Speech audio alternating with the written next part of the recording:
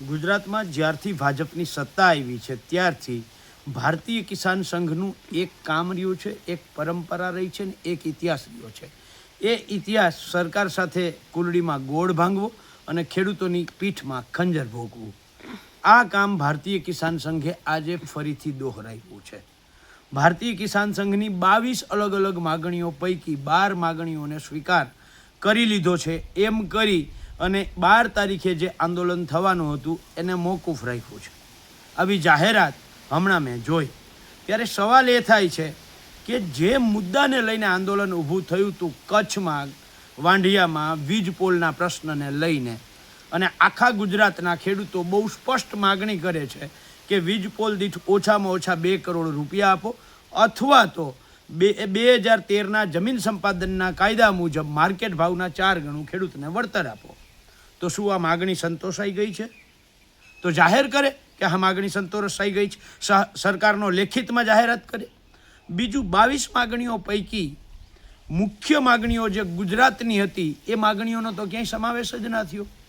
દાખલા તરીકે જમીનમાં આપણી સંપૂર્ણપણે રદ કરવામાં આવે, ગુજરાતના ખેડૂતનું દેવું સંપૂર્ણપણે માફ કરવામાં આવે, ગુજરાતમાં છેલ્લા 6 વર્ષથી પાક વીમા યોજના બંધ છે એ સરકારી કંપનીના માધ્યમથી ચાલુ કરવામાં આવે, ગુજરાતમાં ટેકાના ભાવે એટલે કે MSP C2+50 આ કાયદો બનાવવામાં આવે, ગુજરાતમાં ડુપ્લિકેટ દવા, ખાતર, બિયારણ જે છે સંપૂર્ણપણે બંધ કરવામાં આવે, ખાતરની સાથે આપવામાં આવતું નેનો કે અન્ય જે બાય પ્રોડક્ટ છે એ આપતું સંપૂર્ણ બંધ કરવામાં આવે, ગુજરાતના ખેડૂતોને દિવસે 10 કલાકની વીજળી આપવામાં આવે. આ માગણીઓ તો ક્યાંય એમાં છે નહીં.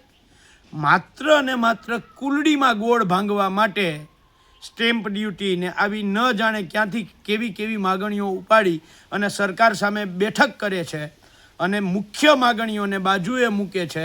અને ખેડૂતોમાં જે દેવા માફીને લઈને એક આવે ગુસ્સો ઊભો થયો હતો, જે આ વીજ કંપનીઓ સામે જે ગુસ્સો ઊભો થયો હતો, એ ગુસ્સાને કેવી રીતે શાંત પાડી અને સરકારને બચાવવાનું કામ એટલે ભારતીય કિસાન સંઘનું, ભાજપની ભગીની સંસ્થાનું.